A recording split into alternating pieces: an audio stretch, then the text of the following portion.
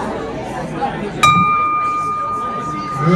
afternoon, Coronado Rotary. Welcome on this 7th day of August, 2024, where today we celebrate National People's Birthday. Mary Griffin, could you come forward and lead us in the Invocation Pledge? There you are.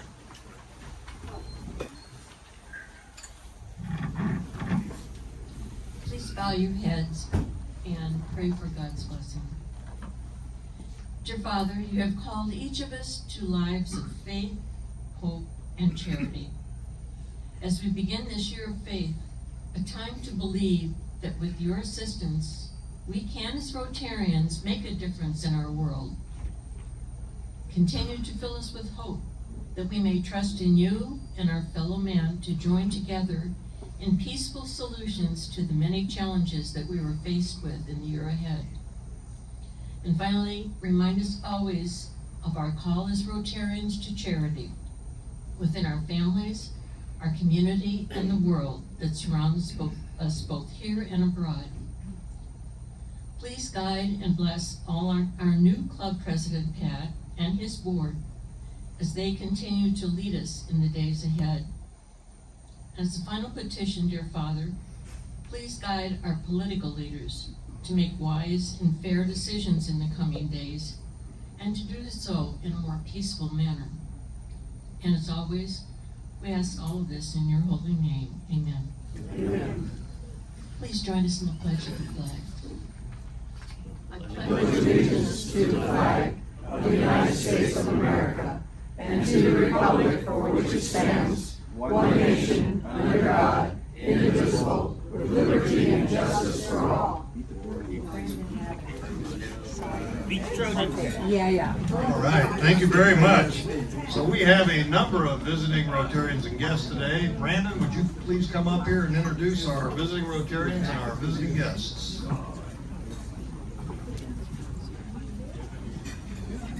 Good afternoon. Any visiting Rotarians that we have today? All right. Any visiting guests, please? Here's one. Thank you very much, President Pat and fellow Rotarians. I'm going to introduce two guests to you. One over here, three. Two. Sure, honey? 2 or 3? I'll do what you tell me. Okay, 2. Susie Owen, please stand up. Susie, a friend of ours here in Coronado, also a fellow supporter of the charity you're going to hear about later today. Susie Owen, please welcome. And everybody else. And also a gentleman new to the organization, Rich McCullough, has joined Corazón, Vida, who you will hear about more later, as their director of development. Please welcome Rich. Well, it's my pleasure to welcome 2 guests. One is a special guest, and that's Ward Wilson. He's here today. And we're particularly honored to have Cole Reed, who is Senator Tony Atkins' Coronado staff representative today. Welcome, Cole.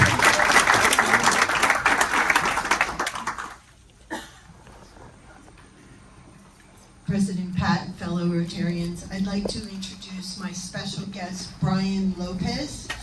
Brian is an E1 to 06 kind of guy, retired Navy, and he is also a GS-15. He works for DON CIO, the Department of the Navy Chief Information Officer.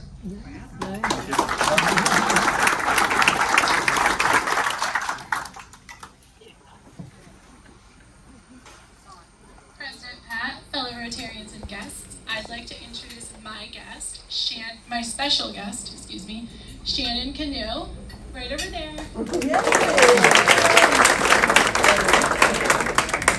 President Pat and fellow Rotarians, I'd like to introduce my dear friend, Jim Lewis.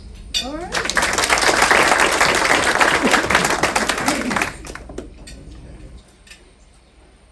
Thank you, Brandon. Pat Stark and Patrick Mahomes want to welcome all of you to the meeting here. This is my comfort professional sports player. People have comfort animals. I have a comfort professional sports player. So, you know, if he does poorly, he'll show up with a brown paper bag over his head. All right. Red Badgers that we have with us today. Mark Fleming, tell us where it is you want to go on vacation next. Well, I've already got it booked. Vietnam, Laos, Cambodia, and Thailand. Very good. Kevin Kinney, are you here? Kevin must have already left on his next vacation. Francis isn't here. Kathy McDonald, where do you want to go on your next vacation? I want to go to Italy because my friend Jim owns a house there. All right, we want to go to Italy with you too. And Carol, where are you? Carol Young. I want to go to Australia and New Zealand. And I didn't take advantage of it while I was in Hawaii, and now I really am. Yeah. You were halfway there. Long way to go. Anybody else? Did I miss any other Red Badgers? All right, so Julie Gallagher. Where do you want to go on vacation next? Well, I want to go to Sweden, and I'm going tomorrow. I hate people that put things off. Let me tell you. All right, let's see. Let's put up our announcements thing. I normally don't read through these, but we have so much going on. I just want to highlight a couple of things for us. First of all, tomorrow night we have the Rotary Social at Mark Fleming's house. Mark lives on Yanez, and you have the address. When you come, bring a box of cereal for the Independence Food Bank, or the IB Food Bank. I'm still back in Missouri, I'm sorry. And then, let's see, what else we have? End Polio Now, coming up in a couple, 3 weeks. What you need to know is if you have not got your tickets, you better get after it. We have about 35 left. That's it.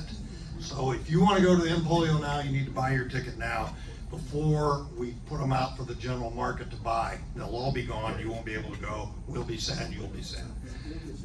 Let's see. And lastly, don't forget Jersey Day, September 4th, because that's when, what happens? It's the day before the opening of the NFL season.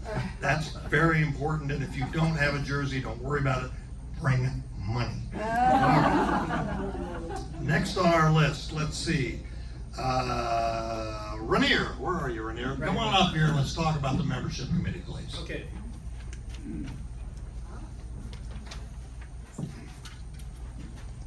All right. Thank you, President Pat. And Ivan, right, there you are. I just want to say thank you for entrusting me to be the new chair for this committee. I wouldn't be here without your guidance from many years ago when I first joined. And joining this club has really been like one of the best things I've ever done in my life. And that's what the membership growth and retention committee is about. Our goal is to make being a member rewarding and to make you feel like you belong. That you're among friends and that you're with people you can relate to and lean on and trust. And when you do that, what happens comes naturally. Your membership numbers grow, and so does your retention. And that's our goal, to have net growth in members year after year and to improve our retention so fewer people leave. Our club is one of the few clubs in the district to be able to consistently grow our membership numbers. We started in July 2023 with 256 members, and we ended June 2024 with 269 members. So, those numbers are pretty impressive. And however, we still have some challenges ahead of us. About 50% of our club is over the age of 70, while only about 11% is under the age of 50. So one of our priorities is to bring in younger members and to improve the diversity in our age groups. One other goal that we've got is to continue to get our club closer to an even mix of men and women. Currently our club is about 62% men and 38% women. It used to be about 80% men and 20% women. So we made some great progress over the years and we hope to keep that going. And just to give you a deeper dive into what our committee is involved in, many of you know that when we first get involved with Rotary, we have two big meetings. We have Rotary 1 and we have Rotary 2. And Rotary 1 is run by Tom Mitchell, thank you very much. And you know that we do that prior to you getting inducted, so we get to know potential new members. And we also explain the big picture for how Rotary works and how the new member introduction and the Red Badge process works. And then after you get inducted, the second meeting, that's Rotary 2, and that's run by Paul Medline. And this is where you get to know about your duties as a Red Badger and what you need to complete before you graduate. And you also get a walkthrough for how the Rotary website works and your financial obligations, and a look at the various committees you can get involved in. And finally, we work with a group of mentors to help new members get more familiar with the club and to help transition them to get more involved. Now, this is an area that we're working on strengthening, and we certainly appreciate more volunteers here. And the committee reports to President-elect Natalie Bailey, and she's in charge of all things related to membership, so you know we're going to be in good hands. So I wanted to finish my time here with a quick story.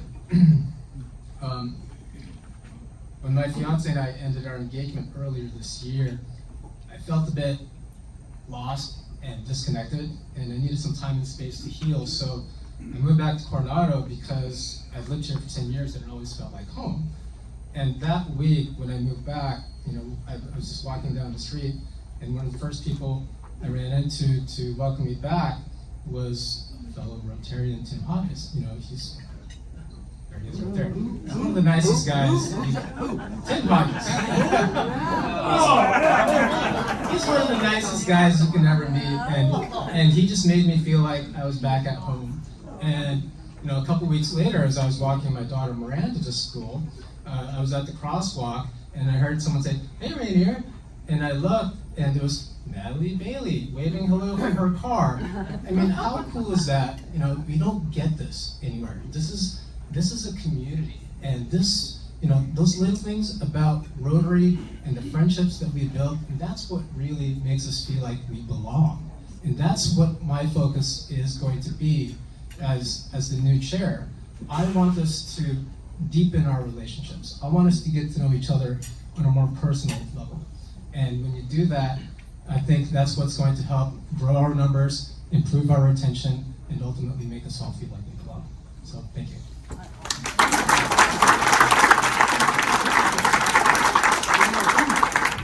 What a great job, even if it did involve Tim Hodges. That's wonderful.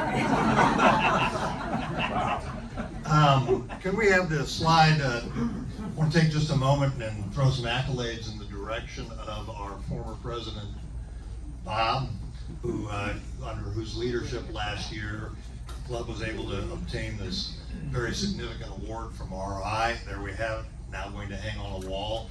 Maybe somebody will look at it someday. But it is a result of an awful lot of work and an awful lot of good leadership. So Bob, thank you very much for your work.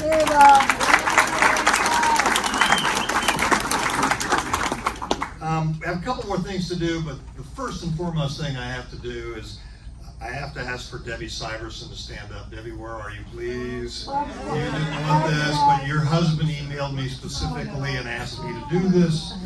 Today is Bob and Debbie Syverson's 53rd anniversary.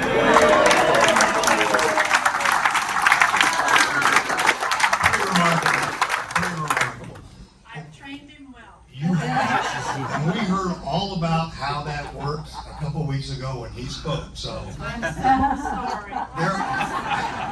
There are an awful lot of y'all that have anniversaries in August. There must be something special about August, and they've been up here. But sorry, this one's going to cost you $53. We're glad to have you. There are a couple birthdays today, but I don't think those folks are in attendance, and it's no fun if they're not here to do that. So the next thing that I want to do is call up Suzanne Manuel to talk to us about who she is, who she was, who she will be. Suzanne. Okay, well, there's who I was first. This is in San Pedro. My father was recalled into the Navy for the Korean War, and he decided to stay in. So this is the first place I really remember. And my mother, I don't know if Ron Brunetti can see, but she's pregnant with Margie, your favorite golf partner. Okay, next please. Oh, and did you notice that car is like a 52 Pontiac or something? It was really cool. Yeah. And next, please, we have, and this is my family after Margie. There she is, a professional would-be golfer, and mom and dad. So next, please. Dad liked to take us to interesting places. I went to 12 schools, And this was one of the places we went. And this is the Adak National Forest. And it says you are now entering and leaving the Adak National Forest. Right there. So this is what we had several years. And then my father always promised me, because I went to so many schools, that for my junior and senior year, he would stay in one place. So he took me, next please, back to ADAC. And there I majored in cheerleading. And also Doug Weisbarth was there as well. I don't know if we saw each other, Doug, but anyway, Doug was up there too in 1966. And all right, next please. Then when we went to Guam. Oh, and then I went to Norfolk, Virginia, and I met this handsome guy in a 7-Eleven. And I said, yes, okay. We married 6 months later, and that was 40 years worth, and we had a great time. And in those days in the military, there was pro pay. I don't know if any of you remember pro pay, where a proficiency, you get a little extra, a nice bonus when you ship over. So we got this nice bonus, and we wanted to be very diligent and invest. So this is what we invested in. Next. In 1967 UTO.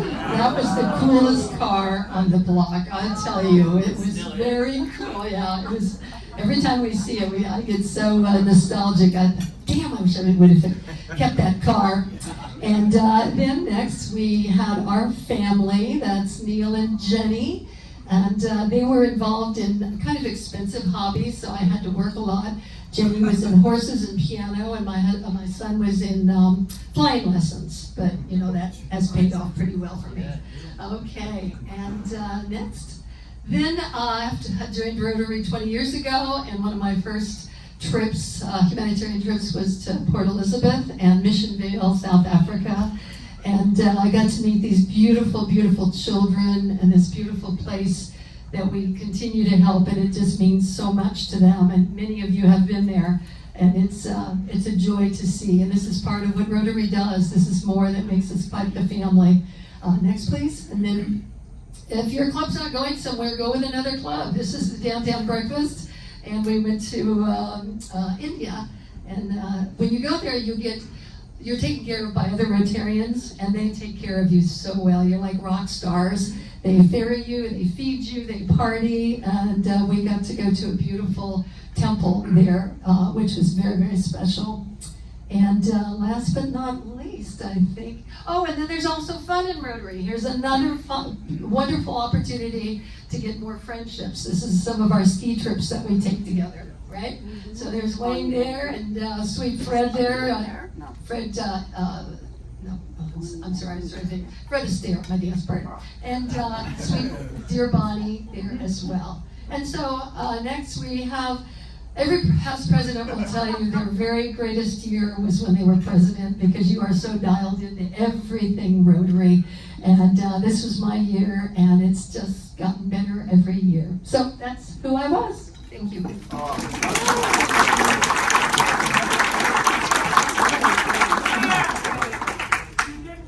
Barbed wire on ADAC between the high school girls and the sailors. I'll save that for next time, all right? We'll talk. Good job. That sounds like a couple bottles of wine and a good story to hear. Okay, well, I hope you're enjoying those sessions. I think that we have so many club members, and when we have so many of us that don't really ever get the time to sit and talk to people about, well, who were you, and what did you do, and how did you get here? And I have to tell you, when I came to Coronado, I walked around with my mouth hanging open after having conversations with you all about all the amazing things that you had done in life. And I was so humbled to be in your presence, and Suzanne, we were so humbled to be in your presence, and glad to have you as a member of our club.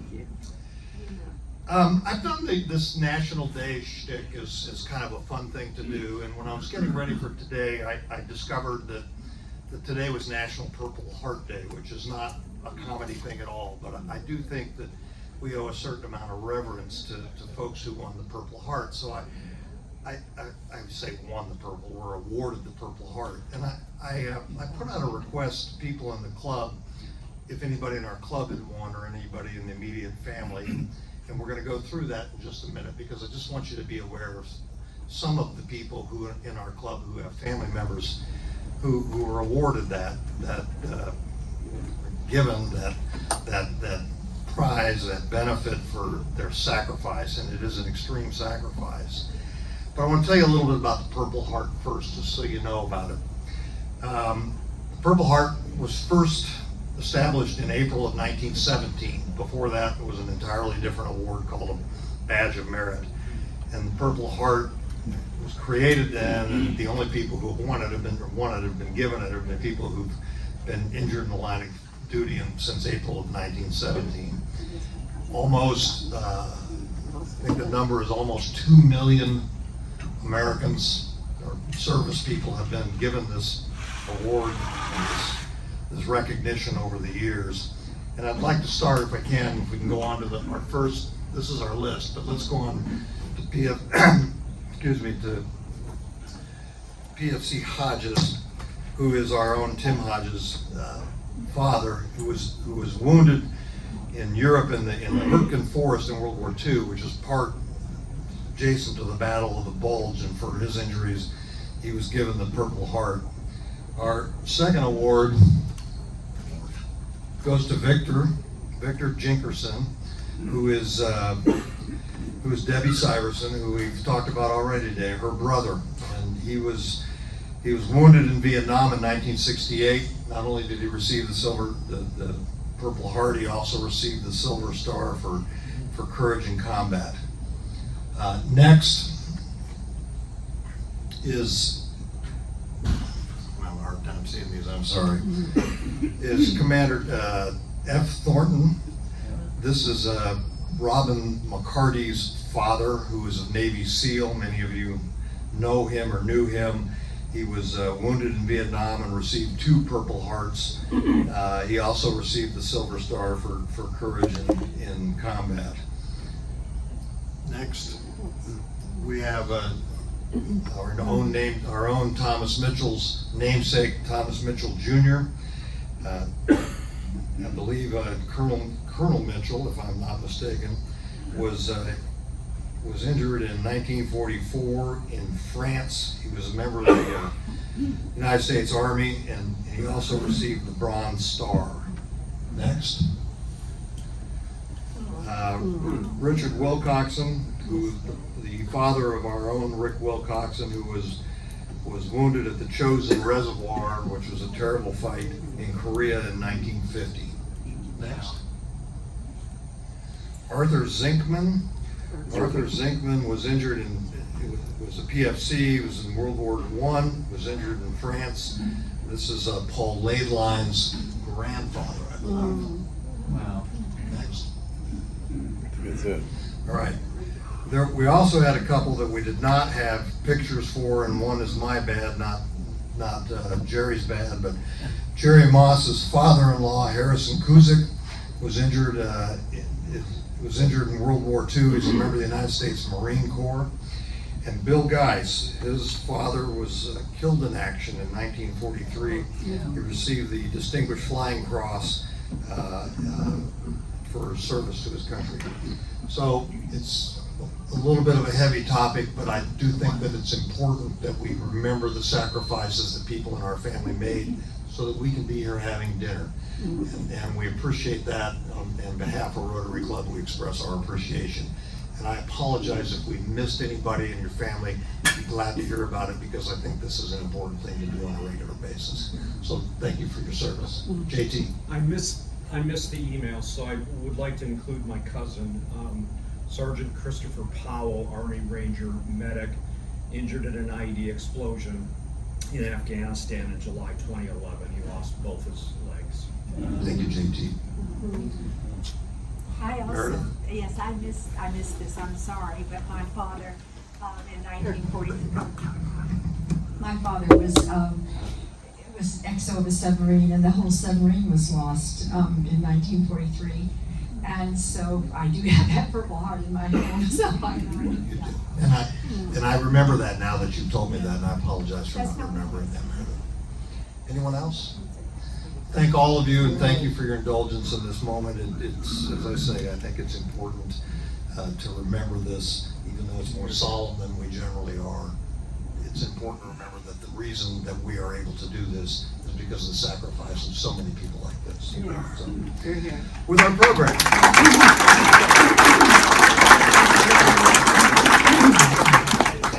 Would you like to introduce our guests today, please? No, I'm afraid you'll bite me. I might say 3 and you'll say 2. Thank you for that. And now we're going to get back to funny, and which we do. Actually, it's not even funny. It's just really cool. We were thinking, Hilda and I were talking about the connections between our Rotary Club and Corazón de Vida. So I just want to ask, there's a lot of you that have connections over the years. And how many of you have been to Hacienda Orphanage with the Interact kids? Or with Rotaract? Yeah, and Ron Burnetti's here, and he was one of our drivers. Craig Clark, I know Jean Marie and Heidi aren't here. So our Interact Club started working with Corazón de Vida in, I think it was 2014, because it was when I made my kids do this. So that's why I remember the years, because that's when they. But we've been taking Interact kids down to Tijuana for 10 years to work at one of the orphanages that Corazón de Vida supports. Whenever it comes up again, I really recommend all of you go at least once to go volunteer at the orphanage. You meet these kids, the kids at the orphanage are amazing. They remember our kids from year to year and always embrace them and run up to them and want to play with them. So it really is special. Bill and I got involved with Corazón de Vida not because we were altruistic. Like you ask most people how they got involved. You ask Rich, you ask George, how did you get involved with Corazón de Vida? And they will say, oh, we went to an orphanage and it changed, and volunteered and it changed our lives, which is the right answer. But I'd be lying if I said that was our answer. How Bill and I got involved is it was I think in 2010, we used to go down to the Valle, we still do. We used to go camping in the Valle. We ended up going to Hilda and James have a winery, a vineyard and winery in the Valle. And so we stopped by for half an hour, left 6 hours later, and we had been sucked into the vortex of what is Hilda Taylor. So and then from there we got involved in the orphanages. Some of you have been to Hacienda. How many of you have ever been to one of the galas? And then some of you, I know where I see Arlene, and I don't know if John Matthews is here, but there's others of you who have been to an event that we've had at somebody's house in Coronado. Some of you don't even know you went to an event at our house, probably don't remember, 10 years ago when we introduced Hilda and George to people because they didn't know anybody in Coronado yet. They have such a long history in Coronado. They're going to have their 30th gala this year at the Marriott. So they've been off and on in Coronado, including their 25th anniversary at the Dell. It's an amazing organization, which you'll hear all about. But I want to tell you that Hilda started this organization 30 years ago. She was the founder. And she still, even though she lives in the Valle, she still goes back and forth to their main office in Orange County every week. She's very committed to this. George will tell you his story, but he also, like I said, he's the altruistic one, not the wine tasting one. So he came 20 years ago, I think, George, got involved with Corazón de Vida in the orphanages. George has probably walked more women down the aisle, young women down the aisle, than anybody else I know, because it's that close of a family in the orphanages in Corazón de Vida. The number of students they've educated, so the kids come, and not only are they fed and housed, and they also then a lot of them go on to college, and Corazón de Vida is the reason that they get to go on to college. And they've had a couple really great chefs too, by the way, which goes great with their wine. So Hilda and George please come up?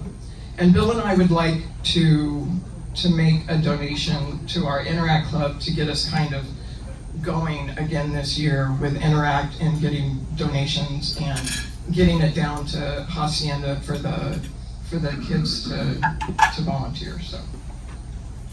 Thank you.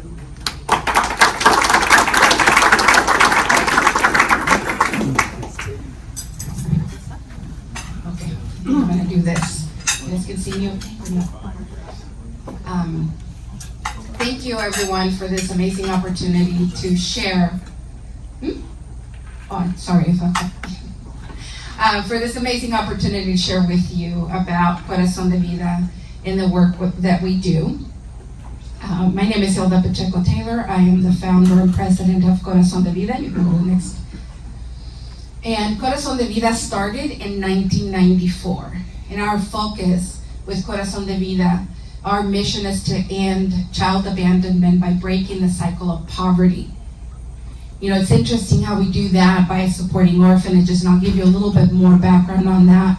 I always say that Corazón de Vida was started, and it was born out of an act of gratitude. And that was the gratitude that I felt when I learned about how I was provided for, how my siblings and I were provided for when we lived in an orphanage in Mexico, in Baja. So I was in an orphanage for 8 years, my siblings were there for 10. And as an adult, going back to visit that orphanage and learning about how orphanages work in Baja, learning that 100% of the support for the children is provided by individuals and organizations like Rotary, clubs, individuals. There's no funding from the government. The government does regulate the orphanages, and the kids are brought to the orphanages by the government. About 95% of the kids at the orphanages are a ward of the state. So they're still, regulated, but they're not funded. So learning that later on as an adult, and learning that the directors that cared for us at the orphanage were always concerned about where their next donation was going to come from so they could feed us, so they could provide for us. And so I started wanting to help the orphanage that provided for us, right? So I started asking my closest community, which was my work community, about supporting and becoming child sponsors. That's a monthly sponsorship for the kids. And it grew over the years from supporting that orphanage to supporting other orphanages in Baja. As we brought in more support, we were able to expand to 2 orphanages, and then to 3, and then to 4. And today we support 10 orphanages in Tijuana and Ensenada, all just across the border, within a couple of hours from the border. And we've learned as we've looked at how the orphanages operate and where the kids come from. I mean, we've learned the statistics that over 6,000 children live on the streets, but many, many more, thousands more live in very precarious situations. They might be in a home, but they're being abused, they're being neglected, a lot of issues like that. So as the orphanages have space for these kids, this is where these kids are brought by the government, as I mentioned. And the orphanage becomes our refuge for these children for their time of need. So some of the children will be there for a couple of years, for through 10 years, or their entire life.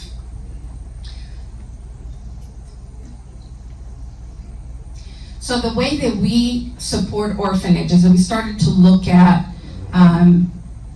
almost like the hierarchy of needs, right, for humans, and it's the same for orphanages. If the orphanage doesn't have enough to feed and provide for their children, then they can't even think about educating or doing anything beyond just surviving. So the first thing that we look at with orphanages is to see what do they need so that they have stability every day.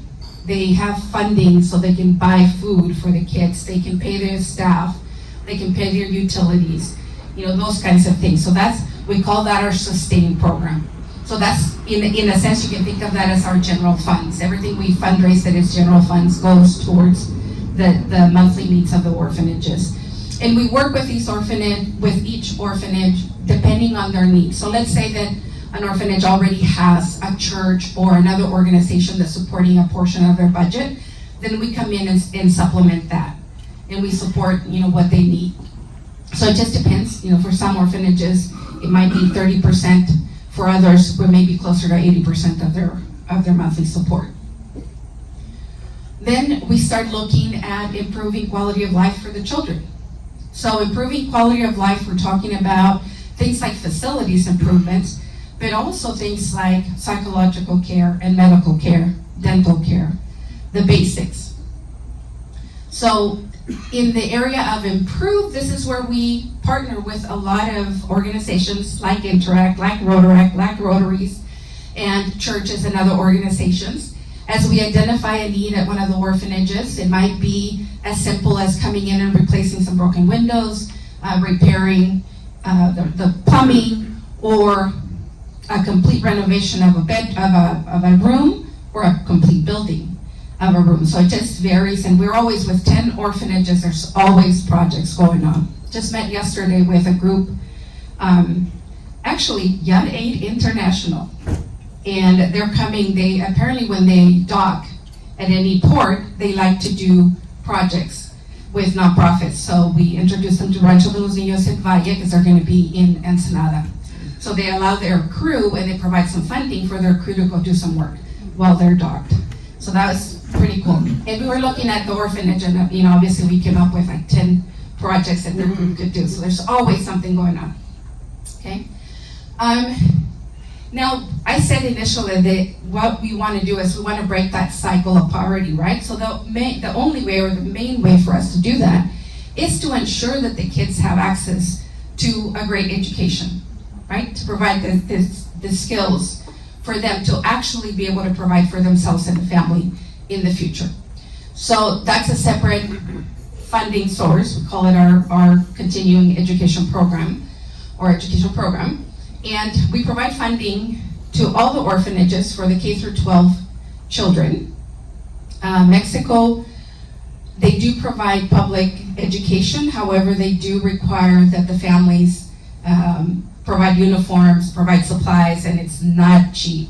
Every year, we provide uniforms and we provide funding for transportation for the children as well.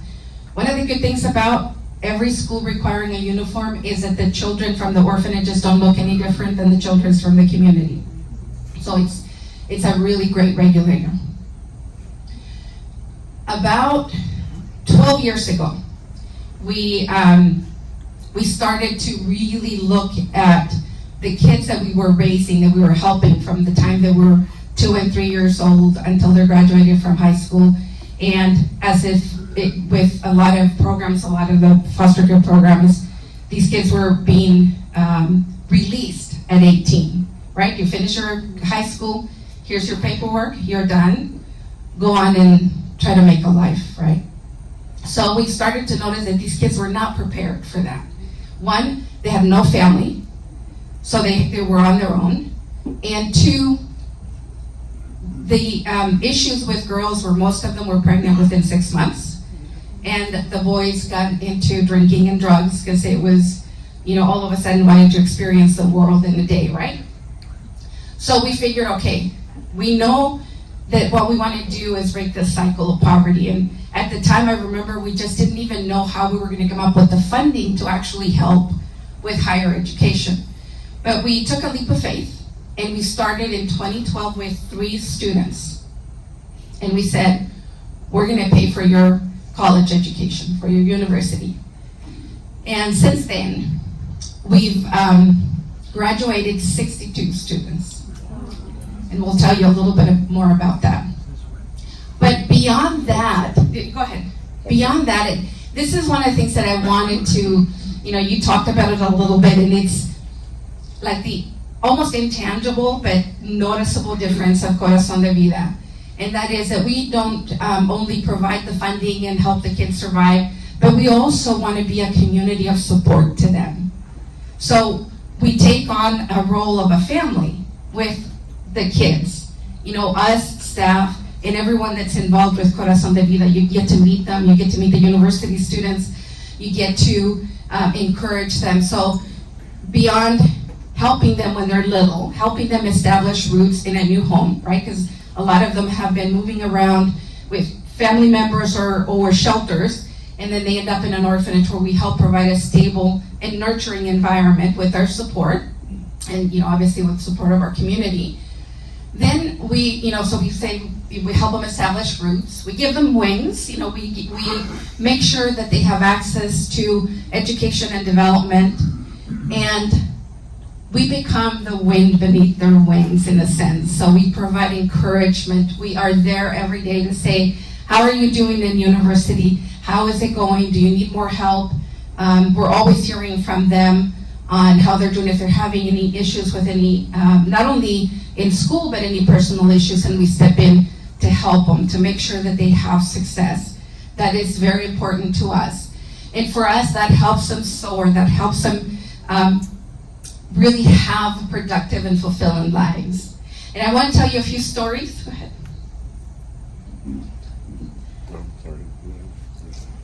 Yeah, kind of talked about the number of graduates, but I want to talk about a couple of stories. So Aline she's a physician in Ensenada, and Aline was one of our first students that entered the program, and she wanted to be a doctor.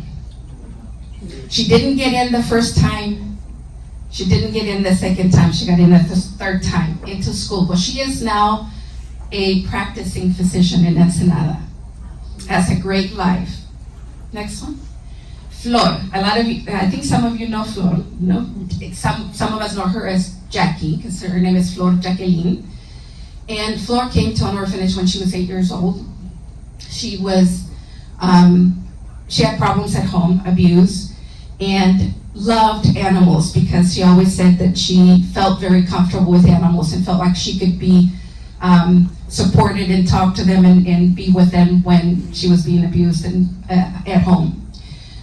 She became a veterinarian, and she currently works in Xel-Há. I don't know if anybody of you know Xel-Há, the park in Cancun or in Yucatan, and she cares for exotic animals. She recently got married, and you'll hear a little bit more about that, and also recently just purchased her home. So we got photos and everything from that. Isaac. So Isaac became an accountant, and he is working for Toyota corporate in Baja, in Tijuana. I think he's in his 5th year or so at Toyota. And then Ceci was also another one of our original students, and she studied psychology, and she went specialized in organizational psychology. So she's worked for a number of different companies. She worked for Crow in Tijuana, which was an accounting firm, I think a big accounting firm. And then she went on to work for another company, and now she's currently working for Chevrolet in Tijuana, also in their corporate, and doing very, very well. So these are just some of the stories, and we've got over 60 of these stories. You can do next. And so these are some of our other students that have graduated over the years. You can see the different programs. Martha with cosmetology, she went on to open her own spa. So she has her own little spa in Ensenada. What?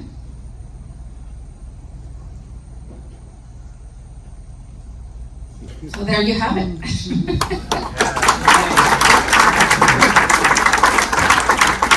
So yeah. Can you tell us more about your gala?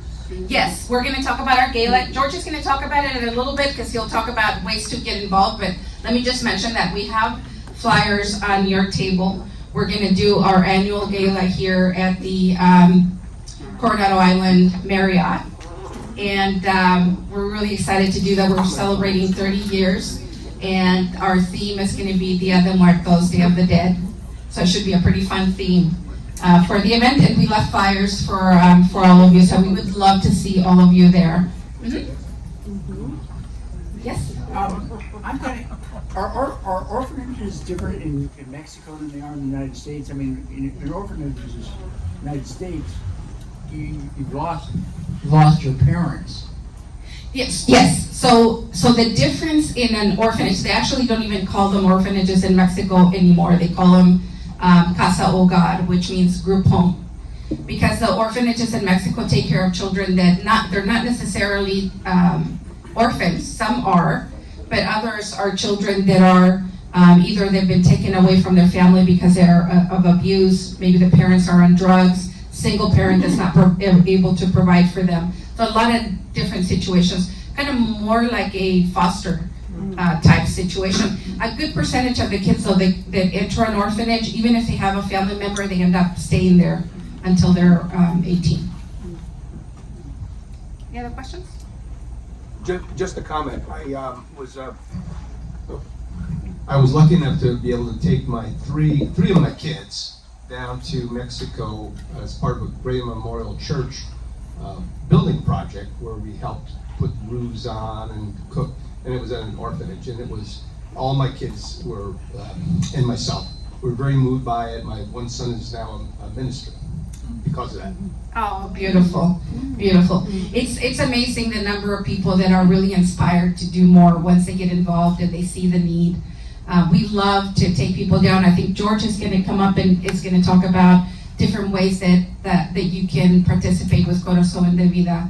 We really want everyone to be as connected to these kids as we are, because we are this community that we're going to help them, and support them and be that wind beneath their wings. So right now I'm going to introduce George, and he's going to talk a little bit about how he came to Corazón de Vida, and then he'll also give you more information on how to get involved. Thank you very much, Hilda. It's hard to follow a story like hers, but I'm going to give you a little bit of background on myself. I am Los Angeles born and raised, went to university and got a great job. Just having a fun time, a single guy. I would only cross into Mexico to have a lobster at Puerto Nuevo, maybe a couple of beers on Revolucion, and always come back and work. So 22 years ago, a girlfriend found this organization called Corazón de Vida. They do these bus trips crossing the border to visit a home full of kids. I didn't want to go, so she went, had a great time. George is going the next month. Okay, I have 30 days. I was able to finagle my way out of the second trip. She went down, had a wonderful time. George, we're going down the next month or else. So I had no choice but wake up at 4:30 in the morning in Los Angeles, go down to Orange County, get that bus that left at 6:15 to go down and visit kids. Now, when I came on site, I just saw all these kids living in a situation that was very, very poor. I had the fortunate of being born this side of the line, and my life was totally different. Middle class, mother and father, youngest of three, had everything that I needed. These kids were barely able to eat every day. They lived in a very, very poor home. But I got to know the kids a little bit more, and I met one little girl who said, "You're coming back the next month, right?" I said, "Yeah, I'll come back the next month." 30 days later, I came back because I couldn't break my promise to her. Met her, I saw her brothers and sisters that were there, and the other 50 or so kids that were there, and I made a commitment at that point to let that very good and lucrative job that I had, sold my Granada Hills home, my BMW, my Mammoth home that I had, moved down to Orange County to work side by side with Hilda. That was 20 years ago on November 4th of 2004. Wow. I'm currently a board member for Corazón de Vida, and I am in Baja 2 or 3 days every week, checking in with the homes, making sure that they're accountable, seeing what their needs are, and doing what we could to help that home out. And I bring a lot of people down, which I have brought down the Interact club and donors and you donors down just to participate, say hi with the kids, and be with them. Now, as I mentioned, I've been going down for 22 years. And when you make a commitment like that, you get to know the kids for many, many years, because I've been the only parent that has been committed to their life, checking in with them, how's school, what are your needs, do you have any toothaches, let's take care of it, could you see the teacher, let's get some classes. And I've been there for the following 22 years. And if I can't have the video after the third year? We don't have video. Not a video, the frame. Slide. Here we go. So, one of my jobs lately is to be the father of many of these kids who have been met many, many years ago. They met a nice young man. This is George. I have this young man who's very special to me. He wants to talk to you and ask you some things. So I said, what do you mean ask me some things? Like how to repair a car or what? No, just come on down and meet him. And they asked for my daughter's hand to walk him down the aisle. The little girl on the Norma on the right-hand side, that was a little girl that changed my life. 22 years ago, we said, you're coming back the next month, right? And I said, yes. And I've been her parent, I've been her dad all of these years. The fathers have all long gone, but I've been that role, and I've played that role for her and Floyd and for Karen. And about 2.5 years ago, I walked Norma down the aisle, and that picture that you see there is with everybody already sitting down. The music is going on before they open up the doors and me walking her down. A very special moment for me. She has a baby, married a good young man, and is committed. She graduated from university, and it was an honor to walk her down. So Floyd, who Hilda spoke a little bit about, who is our veterinarian down at the Zelha, she met a nice young man. I went down to Cancun to meet this man. He asked me, I'm falling in love with your daughter. I would like to marry her. And I flew down to Cancun last February, and that is our beach wedding that she had, walking her down the aisle. Karen, the same thing in Tijuana. She graduated. Actually, Karen and Norma lived at the same home, more or less the same age. And she met a nice young man. I'm falling in love with your daughter, and they just got married in May. And that's me walking in. Word has since gotten out to all of the homes, so when I check in with the homes, all the girls are coming up. George, I want you to walk me down the aisle, but I gotta find a boyfriend first. So I said, that's great, find a boyfriend, finish high school, go to university, graduate from university, and make your own money, get a good job, and meet a good young man, and of course, I'm gonna need to meet him first and make sure that it's all good. So it is an honor working and being and working with Hilda and many of you side by side in changing the life of a few of these kids here. And this is just a handful of the many, many hundreds and hundreds and probably thousands of kids that we have helped in the 30 years. So just 3 stories, and there are many, many more. So thank you all for the commitment and the support that you're doing by standing by our side. Next. Thank you.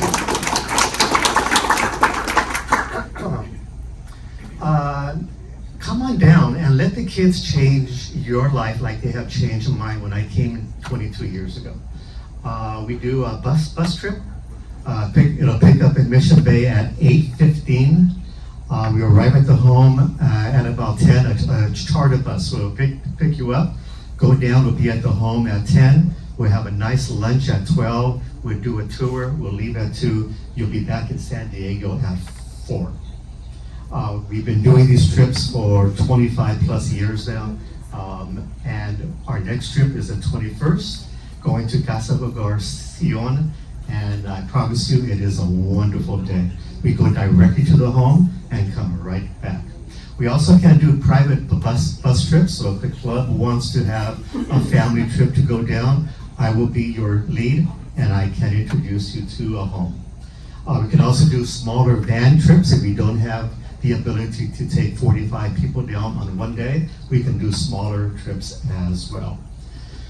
Other things we need the everyday things. We don't need used clothes, used toys, things like that, but we need shampoo and conditioner and deodorant and toothpaste and toilet paper and dish soap and the everyday things that we take for granted by going to the store and just taking it off the shelf.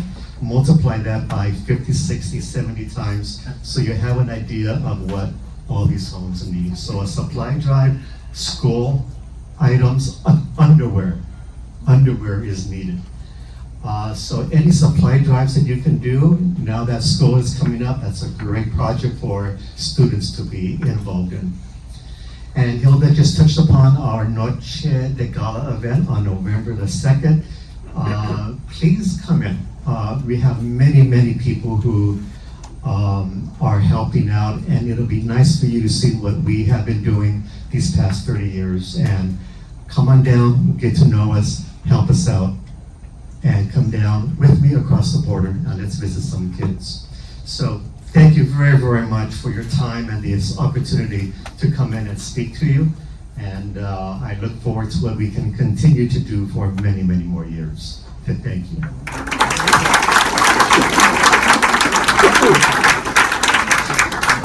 Any questions? I will tell you that having worked at numerous orphanages, as the worker, you get so much more out of it than you'll ever put into it. It's just remarkable, and I think the stories you just told us tell us that fact. So I do want to point out that Tammy was kind enough to make a donation, and we're not asking for money today. But I would be remiss if I did not point out that Ron Vernetti just leaned over and whispered that he was going to match Tammy's donation. We are blessed with an awful lot of generous people in this club, and I appreciate every one of you and everything you do. Thank you for being with us today and sharing with us your life's mission. I think that's quite remarkable. Nothing further? Go out and watch some football this week.